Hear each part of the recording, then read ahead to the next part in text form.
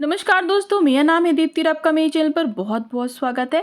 पूरी पूजा की करवा चौथ की विधि मैंने आप लोगों के साथ ऑलरेडी शेयर कर दी है। अगर आपने ना देखी हो तो पूरी विधि विस्तार से आप मेरे चैनल पर देख सकते हैं। और इस पूजा में क्या क्या सामग्री की ज़रूरत पड़ेगी वो भी वीडियो मेरे चैनल पर अपलोड कर चुकी हूँ, तो वो भी आप देख लें। 13 अक्टूबर को करवा चौथ का व्रत होने वाला है और अगर आप पहली बार करवा चौथ का व्रत रख रहे हैं तो आपको क्या क्या सामग्री की ज़रूरत पड़ेगी, क्या यानी कि हमें पूजा की थाली में क्या क्या सामान चाहिए वो मैं आज आपके साथ शेयर कर रही हूँ। बायने की हमें थाली कैसे तैयार करनी है वो भी मैं आपके साथ शेयर करूँगी। करवा चौथ की जो पूजा होती है वो सुहागिन स्त्रियां अपने पति की लंबी उम्र के लिए, उनके अच्छे स्वास्थ्य के लिए, अच्छे भविष्य के लिए ये व्रत रखती हैं। और ये व्रत निर्जला होता है और ये जो व्रत है वो शाम के टाइम हम पूजा करते हैं गोधूली बेला के बाद, और उसके बाद हम चांद को अर्घ देकर पति के दर्शन करते हैं।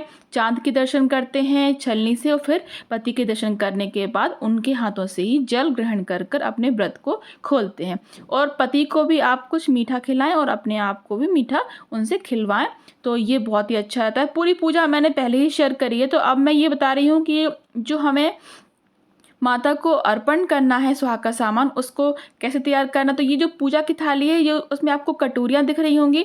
ध्यान रखें कि इन कटोरियों में आपको चंदन, चावल, हल्दी, रोली सभी चीज़ें रखनी है। हमारे यहाँ पर नारंगी वाला सिंदूर चढ़ता है इसलिए वो भी मैंने रखा है। इसमें आप सारा सुहाग का सामान रखें, दक्षिणा जरूर रखें, चूड़ी, बिंदी, महावर, काजल सभी चीज़ें हमें यहाँ रखना है। नील पेंट, आलता जो भी आपके पास हो और आप पहले से व्यवस्था करके रख लें। तो ये जो सुहाग का सामान है ये आप खुद भी यूज़ कर सकते हैं और किसी को दे भी सकते हैं। सुहाग का सामान देना, दान करना बहुत ही अच्छा होता है। तो इसमें से कुछ सामान आप अपने लिए रख लें और कुछ सामान आप दे दें। तो ये देखिए, ये जो थाली है ये मैंने ऑनलाइन मंगाई। अगर आपके पास ना हो तो आप मंगा सकते हैं, वैसे अब टाइम नहीं है तो आपको मार्केट में भी ये मिल जाएंगी। तो आपको इसके बाद चाहिए करवा। करवा आप एक मिट्टी का, एक पीतल का भी ले सकते हैं, दोनों मिट्टी के भी ले सकते हैं। और आपके यहाँ अगर एक ही रखा जाता है तो आप एक ही रख सकते हैं। तो हमारे यहाँ दो रखे जाते हैं, एक में मीठा और एक में पानी भरते हैं हम। और जो इसका मुख है इसमें आप कलावा ज़रूर भर लें, लगा लें। और ये हमें छलनी चाहिए। ये छलनी मैंने ऑनलाइन जो सामान मंगाया था उसमें ही आई थी, पर मैंने अंदर की साइड ये जो लेस है ये लगा ली है। इससे एक नया लुक आ गया है इस छलनी में। तो ये छलनी भी पूजा की थाली के साथ आपको बहुत ही आसानी से मिल जाती है। ये सबसे ज़्यादा ज़रूरी है, इसको आप पूजा में भी साथ में रखें। और इसके साथ फूल, फल भी, मिठाई भी आपको रखना है। वो मैंने नहीं दिखाया है क्योंकि वो पूजा के समय ही हम खरीद के रखते हैं। तो यहाँ पर ये जो बिछिया है ये भी माता को मैं अर्पण करूँगी। तो ये आप खुद भी यूज़ कर सकते हैं और आप अपनी सासू माँ को भी दे सकते हैं या फिर आप अपनी नंद को भी दे सकते हैं। पर सुहाग का कुछ सामान आप खुद अपने लिए ज़रूर रख लें और फिर बाकी आप दे सकते हैं। अब चलिए मैं बताती हूँ आपको कि बायने की हमें तैयारी कैसे करना है। बायना मतलब होता है हमें अपनी सास के लिए सुहाग का सामान देना होता है। तो उसके लिए आप एक साड़ी नई खरीद लें, न्यू साड़ी ही देना चाहिए। और चूड़ियाँ दे दें, उनके नाप का आपको पता होना चाहिए या फिर आप उनसे पूछ सकते हैं कि चूड़ी का क्या नाप है। और तैयार होने के लिए जो जो सामान होता है, चूड़ी, बिंदी, महावर, सुहाग का पूरा सामान आपको यहाँ पर रखना है। साथ में मिठाई और दक्षिणा जरूर रखें, उनके पैर छूकर आशीर्वाद मांगें।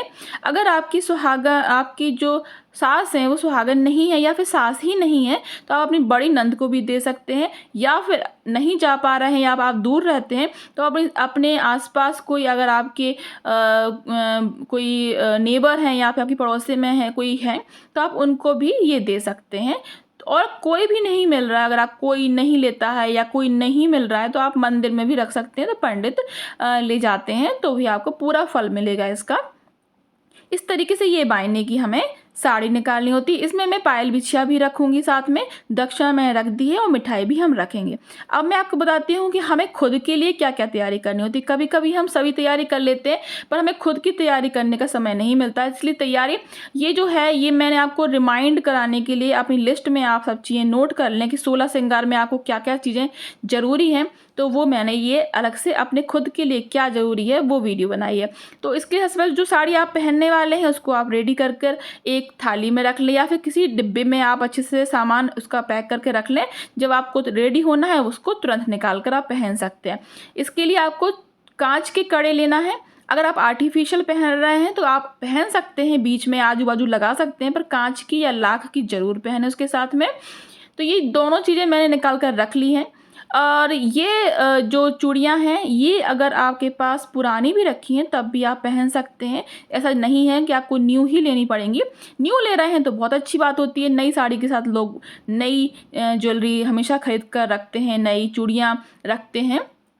पर अगर आपके पास नई साड़ी है और ज्वेलरी और चूड़ियाँ पुरानी भी हैं तो भी कोई बात नहीं, उसमें गंगा जल छिड़क कर आप पहन सकते हैं। ये जो पायल है ये मेरी मम्मी की नानी की पायलें हैं, जो कि हमारी पुश्तैनी पायलें हैं। आप देख सकते हैं कितनी सुंदर और बहुत ही भारी हैं ये।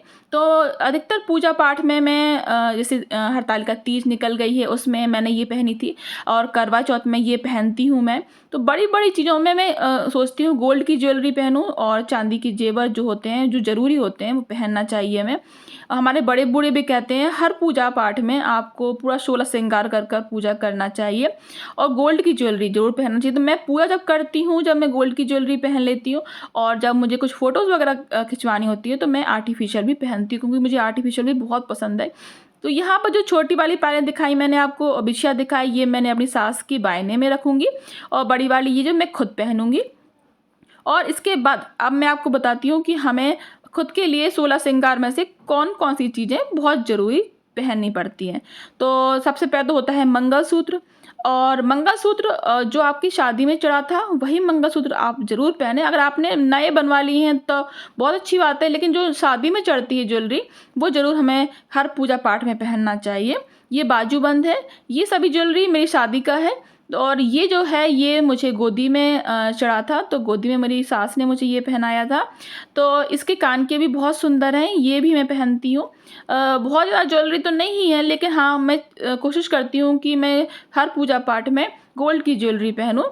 तो ये देखिए इस तरीके से हमें गोल्ड की ही ज्वेलरी पहनना है। यहाँ पर ये जो है ये बहुत ही सुंदर लगता है, गले में चोकर टाइप का बहुत सुंदर लगता है। एक ये मैंने ये राजस्थानी पैटर्न की मैंने यहाँ पर जो ठुमरी होती है वो बनवाई थी, तो ये भी मैं पहनती हूँ जब भी पूजा पाठ होता है। इसके साथ ही मेरे पास कान के जो ऑलरेडी थे उसमें मैंने अलग से एक यहाँ झुमकी लेकर अटैच करी हुई है। ये निकल जाती हैं झुमकी, आप किसी में भी सेट कर सकते हैं, ये बहुत ही अच्छी लगती हैं।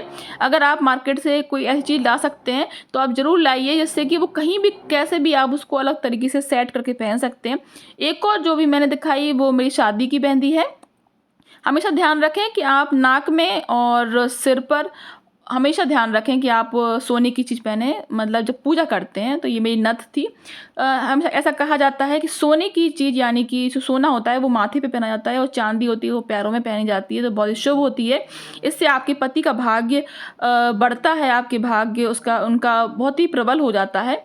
और अगर आप आर्टिफिशियल पहन रहे हैं तब भी आप अपना मंगलसूत्र गले में ज़रूर पहन कर रखें। मेरे पास आर्टिफिशियल ज्वेलरी भी बहुत सारी मैं आपको दिखा रही हूँ जैसे-जैसे। अगर आप लेना चाहते हैं तो आप ले सकते हैं। ये सारी चीज़ें मैंने ऑनलाइन ही ली हैं, मिंत्रा से और फ्लिपकार्ट से मैं लेती हूँ। मोस्टली मैं मिंत्रा से लेती हूँ, क्योंकि मिंत्रा की ज्वेलरी बहुत ही अच्छी आती है। ये नाक की नथ है, नाक की नथ ही मेरे पास 3-4 प्रकार की हैं, आर्टिफिशियल बहुत सुंदर लगती है।